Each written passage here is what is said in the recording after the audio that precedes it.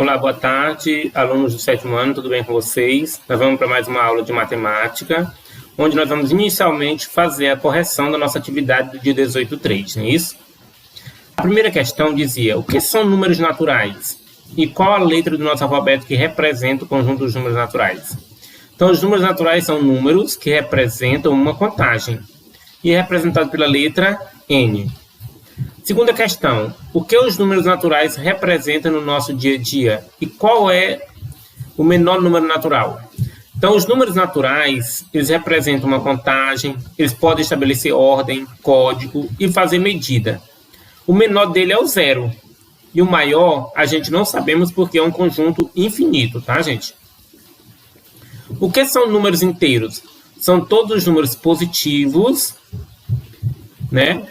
E todos os números negativos e o zero. Então, os números inteiros são todos os números positivos e os números negativos e o zero. Então, a junção dos números positivos, os negativos e o zero são os números inteiros. Dê exemplos do cotidiano em que há a presença dos números inteiros. Quais são? Nos extratos bancários, nas dívidas, nos saldos e créditos de operações financeiras. No futebol, por exemplo, o saldo de gol, o saldo positivo e negativo, não é isso? Nas temperaturas acima e abaixo de zero, nos andares acima e abaixo do térreo de um prédio, por exemplo, e etc. Então, há inúmeras aplicações dos números inteiros no cotidiano da gente.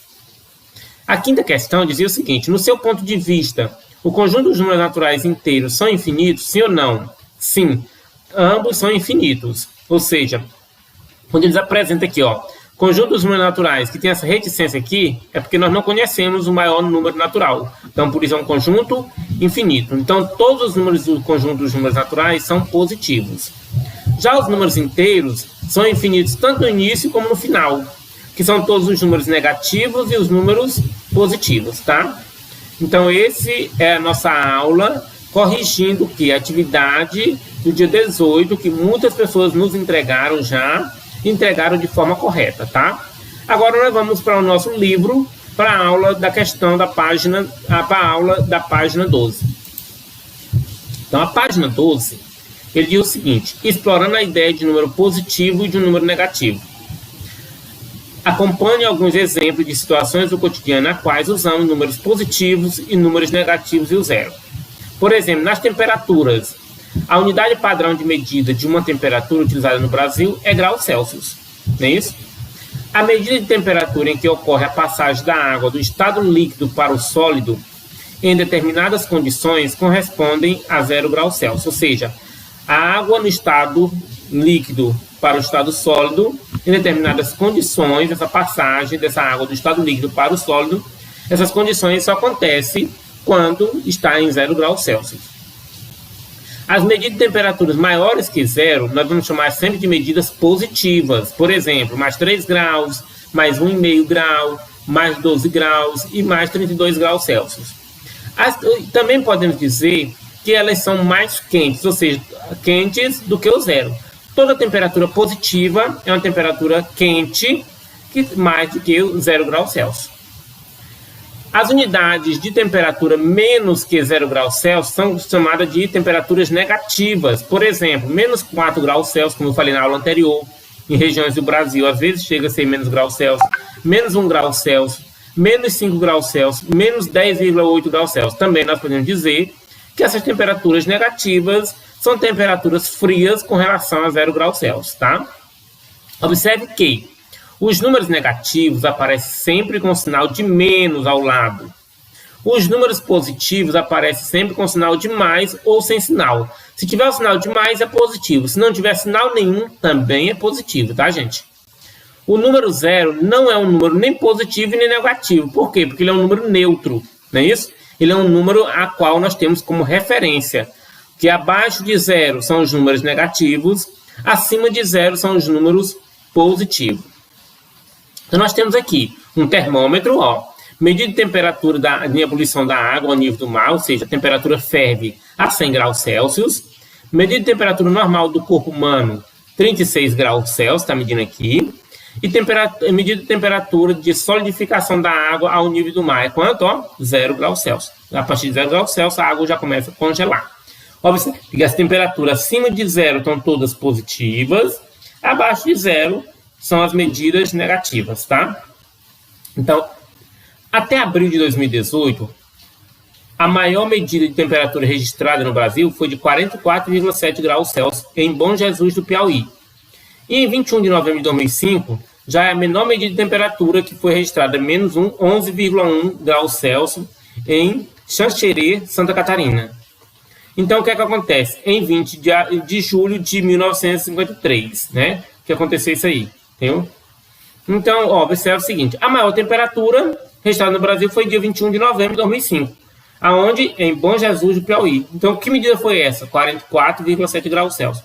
Já em Santa Catarina, nessa cidade aqui, já foi a menor temperatura, foi em 20 de julho de 1953, de 11,1 graus Celsius. Temperatura muito fria, muito baixa. Essa atividade aqui é só para vocês localizar os termômetros.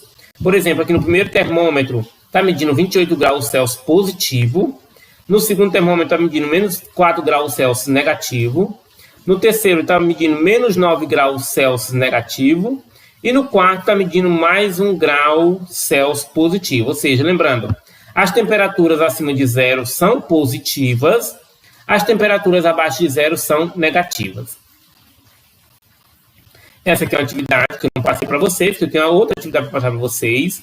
Eu quero dizer para vocês que com relação à altitude, nós temos que basear essa altura, os números positivos, os números negativos e o zero também são usados para indicar medidas de altitude, gente. Essa é a grandeza que indica a medida vertical em um ponto da superfície terrestre e o nível do mar. Então, as medidas de altitude acima do nível do mar são indicadas por números positivos. As medidas de altitude abaixo do nível do mar são indicadas por números negativos. Para o nível do mar, usamos o 0 graus Celsius. Então, o nível do mar, 0 graus Celsius. Acima do nível do mar, números positivos. Abaixo do nível do mar, nós medimos em números negativos. Por exemplo, o ponto mais alto da superfície terrestre é o movimento Everest, na fronteira do Chile com o Nepal, com a medida de altitude de aproximadamente 8.848 metros acima do nível do mar. Se eu for expressar essa medida vai ser expressa como quem? Mais 8.848 metros. Por que, professor? Porque essa medida está acima do nível do mar. E o ponto mais baixo é a Fossa das Marianas, localizada no Oceano Pacífico, leste das Filipinas, cuja medida de altitude é aproximadamente 11.034 metros abaixo do nível do mar. Vou representar essa medida. Como é que eu vou representar? Se ela está, ela está abaixo do nível do mar? Tá, então ela tem que ser expressa negativa, de forma negativa. Então vai ficar menos 11.034 metros. No fuso horário brasileiro também se utiliza também medidas positivas e negativas, né? Com relação às horas, a cidade tal é quantas horas de diferença com relação a outra. Então a gente expressa de forma negativa se for a menos e de forma positiva se for a mais, tá bom? Por exemplo aqui, se em São Paulo forem 10 horas da manhã, então em Londres serão 13 horas, pois o fuso horário de Londres em relação a São Paulo é de mais 3 horas. Se é a mais, eu coloco mais. Se for a menos, eu colocaria menos, tá? Então, se em Londres 10 horas da manhã estão em Lisboa, serão 10 horas da manhã, tá? Pois as duas cidades estão no mesmo fuso horário. Neste caso, se for expressar com relação ao fuso horário, é 0, tá, gente? Números inteiros. Porque não houve alteração, são a mesma hora. É igualmente comparar Ceilândia com Imperatriz, entendeu? Se fosse representar em números inteiros, a gente representaria por 0, porque não há alteração do fuso horário. Em valor monetário, a gente utiliza muito em valor monetário. Valor monetário a gente utiliza muito. Se eu tenho aqui a atividade respondida do livro, mas vocês têm a atividade de vocês semelhante. Se eu tenho um depósito de R$100, então eu vou colocar mais R$100. Se eu retirei R$80, aí eu vou expressar a retirada é negativo, menos R$80. E assim sucessivamente. Então, a gente vai expressar números positivos e números negativos em diversas situações. Se eu andar 2 metros para trás, então esse 2 metros eu vou expressar de forma negativa. Se eu andar 10 metros para cima, eu vou apresentar esses 10 metros positivo, mas desde que esses 10 metros seja a partir do zero, tá? Se eu vou descer 12 degraus de um prédio, esses 12 degraus vão ser representados por menos 12, ou seja, com sinal negativo. E se eu subir 12 metros de um prédio a partir do térreo, então esses 12 metros vão ser expressos de forma positiva, tá, gente? Então, essa é a nossa aula de hoje.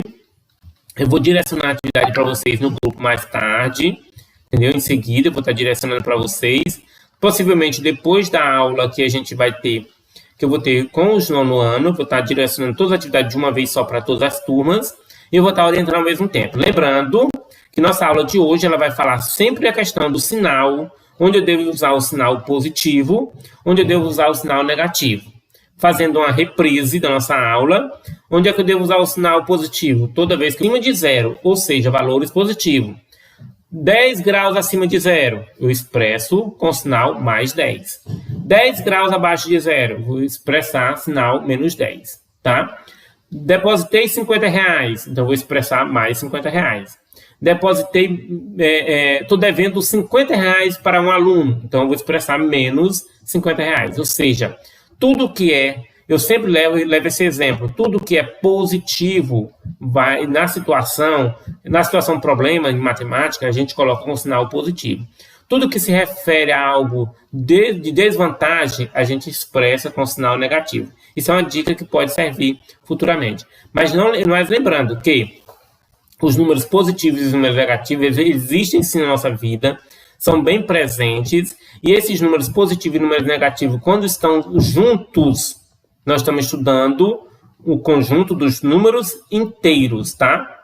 Se eu estou estudando os números positivos separado, só eles os positivos, aí deixa de ser conjunto dos números inteiros, passa a ser conjunto dos números naturais, tá? Então, essa é a nossa aula de hoje. Espero que vocês tenham aprendido alguma coisa. Qualquer coisa, vocês nos procurem, tá? Aqui da aula anterior, voltando aqui à aula de hoje. Nos procurem para qualquer dúvida, né? Eu vou estar direcionando a atividade, vou fazer um áudio explicando a atividade para vocês, como fazer, tá? Vocês vão devolver essa atividade no próximo dia 29, sempre tem um tempo para resolver, e qualquer coisa estamos à disposição de vocês. Mais uma recapitulada. Onde é que está presente os números inteiros? Nas temperaturas. Está onde? Também nas altitudes, nos fusos horários, nos valores monetários, ou seja, questões de dívida, saldo, assim sucessivamente. Algo muito comum na nossa vida, que é a questão do dinheiro. Então, está sempre presente também. Outras fontes, além daquelas que vocês resolveram nas atividades que foram bem interessantes, tá? Então, deixo aqui meu abraço a todos. Desculpa por alguma falha. Hoje teve várias falhas. Demora na gravação, problemas técnicos. E agora também a chuva. Também deu um certo barulho, mas enfim. Vamos agradecer a Deus por esse momento e que tenham todos em paz e com muita boa saúde, tá? Então, até a próxima, alunos. Um abraço.